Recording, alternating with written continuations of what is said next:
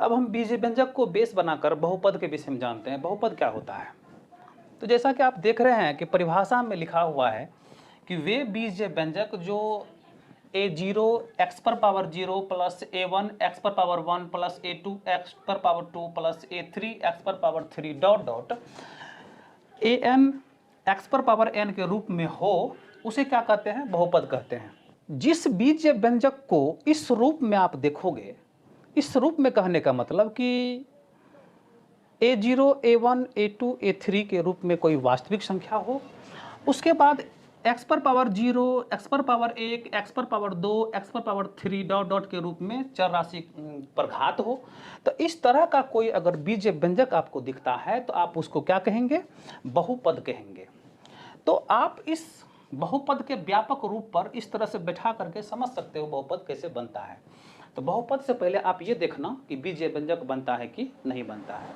तो देखो, a0 की जगह पर कोई वास्तविक संख्या हम ले लेते हैं, जैसे कि 2, तो बन गया 2x to the power 0 plus a1 की जगह पर अगर हम 3 ले लेते हैं तो बन जाता है 3x पर पावर 1 प्लस अगर a2 की जगह पर हम √2 ले लेते हैं तो बन जाता है √2x टू दी पावर 2। अगर हम a3 की जगह पर ले लेते हैं 3/2 ले लेते हैं तो x पर पावर 3, तो ये बन जाता है इस प्रकार से बहुपद। लेकिन बहुपद बनने से पहले आपको जो हम बीज व्यंजक पढ़ाए थे, पहले बीज व्यंजक देखिए है कि नहीं है।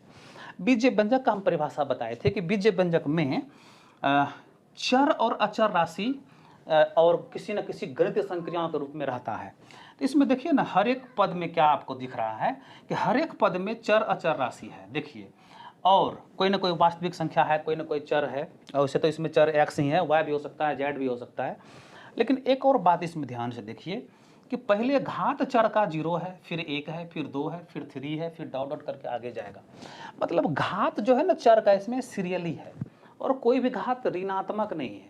कोई भी घात ऐसा कोई नहीं है जो कि बटे में हो, जिसका वैल्यू दशमलव में आ जाए।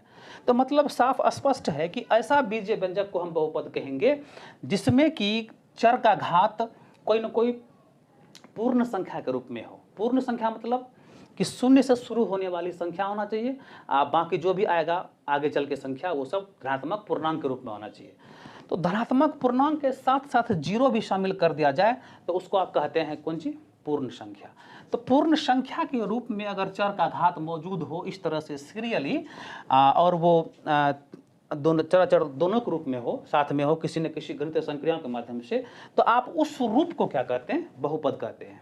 मतलब कि बीज व्यंजक ही बहुपद है, लेकिन कुछ खास कंडीशन के तौर पर अगर उसमें कोई रूल्स लागू हो, घात वाला, वास्तविक संख्या वाला, और इस तरह से जुड़ करके एक पैटर्न तैयार करता हो, तो उसको आप क्या कहते हैं? बहुपद कहते हैं। तो ऐसा भी नहीं है कि इतना सारा पैटर्न बनेगा तभी जा करके बनेगा बहुपद। एक टर्म भी रहेगा ना, अगर सिर्फ एक टर्म भी रहेगा तो भी आप उसको बहुपद कह सकते हैं। मान के चलिए कि यहाँ पर 2x पर पावर 0 है, तो इसको आप क्या लिख सकते हैं? 2 इंटू एक्स पर पावर 0 का मतलब 1 होता है, तो 1 हो गया तो बराबर 2 हो गया। तो कहने का मतलब हुआ कि इसका वैल्यू क्या हो गया? 2 हो गया। तो इसका मतलब 2 भी एक बहुपद है, बिल्कुल 2 भी एक बहुपद है। उसके बाद अगर आप इस टर्म को लेते हो, इस टर्म को लेते हो 3x टू दी पावर 1, तो बराबर कितना हो जाएगा? 3x टू दी पावर 1 मतलब क्या होता है? 3x। तो 3x भी अगर अकेला भी है तो भी ये बहुपद है। तो देखिए, ये तो सिर्फ परिभाषा देने के लिए एक पैटर्न आवश्यक होता है, लेकिन अगर आपको पूछे प्रश्न में एग्जाम में कि 3x टू दी पावर 1 बहुपद है कि नहीं है, निसंदेह है, तो आप वहाँ पर पैटर्न मत खोजने लगिएगा, कितना बड़ा पैटर्न रहेगा तभी बहुपद होगा। नहीं, ऐसा कोई बात नहीं है। तो इसमें से कोई भी एक टर्म हो ना तो भी वो बहुपद है, ठीक है। तो आपके मन में कुछ और भी प्रश्न आता होगा जिसको हम क्लियर कर देना चाहेंगे बहुपद के संबंध में। जैसे कि आप सोच सकते हैं, आपके दिमाग में ये बातें आ सकती है कि क्या शून्य भी एक बहुपद है? इसका जवाब है बिल्कुल सही, शून्य भी एक बहुपद है। वो कैसे है? तो आप इसको समझिए। शून्य को आप कह सकते हैं 0 इंटू 1, बिल्कुल लिख सकते हैं। उसके बाद 0 इंटू 1 के बदले आप x टू दी पावर 0 या किसी भी चर राशि पर पावर 0 डाल सकते हैं। तो इसको देखते हुए स्पष्ट हो जाता है कि शून्य को आप ये लिख सकते हैं। जब शून्य को ये लिख सकते हैं 0 into x to the power 0, तो इसमें क्या क्या है? इसमें एक अचर राशि है शून्य, उसके साथ साथ क्या है गुणा का संबंध, गुणा भी है एक बीच में, उसके बाद जो है बगल में एक चर राशि है उस पर घात 0 है। तो चर अचर और कोई गणितीय संक्रियाएं जब मौजूद है तो बीजीय व्यंजक है। और बीजीय व्यंजक अगर है तो अगर इसके अंतर्गत आता है तो मिलाइए इसको, इसके अंतर्गत आया, इसका एक टर्म है, तो इसलिए अब ये क्या है, बहुपद है।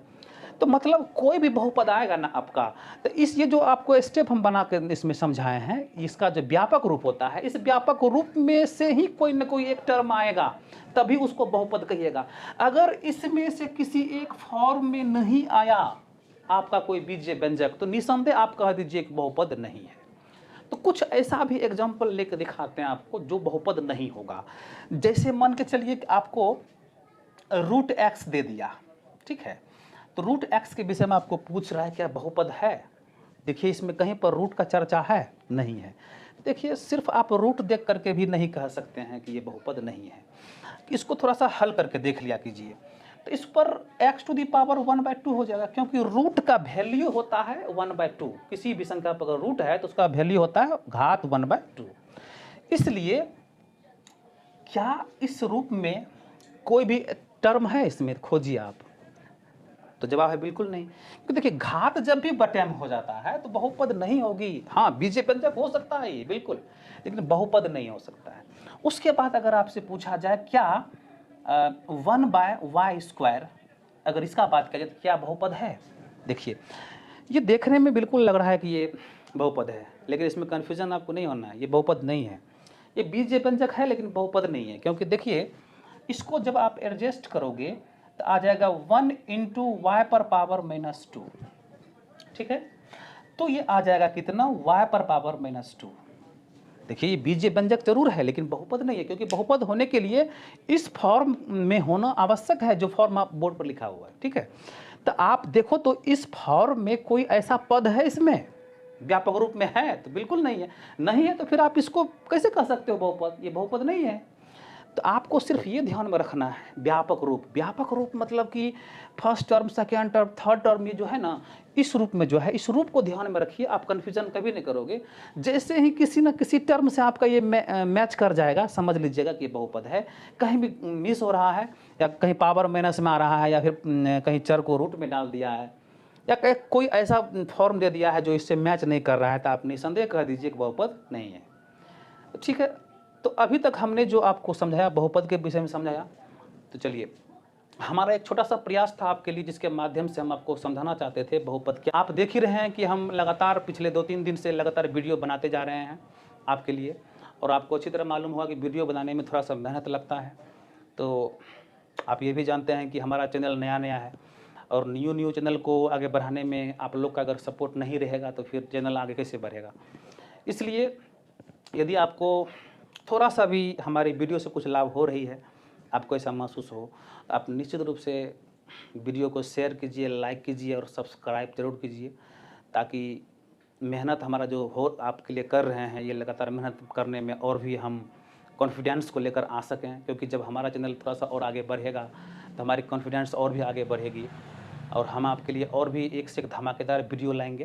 तो इसलिए अगर आप ऑनलाइन सुविधा भी लेना चाहते हैं, इस तरह का कोई टॉपिक अगर आप लेना चाहते हैं, हमसे पढ़ना चाहते हैं, तो आप जो है यूट्यूब चैनल को थोड़ा सा इसमें सपोर्ट हमको चाहिए, इसको बढ़ाइए, और जितना ज़्यादा आप संख्या में इसको शेयर कीजिएगा और सब्सक्राइब कीजिएगा, तो उतना हमें इसमें कॉन्फिडेंस मिलेगा, और आपके लिए और भी हम काम करते रहेंगे। और जो मुख्य टॉपिक होता है 10th लेवल का, जैसे चाहे फिजिक्स हो, केमिस्ट्री हो, बायो, मैथ हो, हम उसका एक वीडियो बना करके 10 या 15 मिनट का हम आपके लिए ज़रूर छोड़ेंगे, ताकि आपको उससे कुछ ना कुछ हेल्प हो जाए। यह हम प्रयास करेंगे। वैसे तो हमें समय नहीं मिलता है, लेकिन फिर भी हम आपके लिए समय निकालेंगे। लेकिन अगर आपके लिए हम थोड़ा सा समय निकाल करके आपके लिए हम रात में मेहनत करेंगे, तो आपका भी कुछ फ़र्ज़ बनता है। अगर आप अपने फ़र्ज़ को निभाएंगे तो हम निश्चित रूप से आपके लिए समर्पित हैं, और इसी तरह से हम आप के बीच आते रहेंगे नई वीडियो लेकर के। तो इसी वादे के साथ हम आप लोगों को धन्यवाद देते हैं, बहुत बहुत धन्यवाद।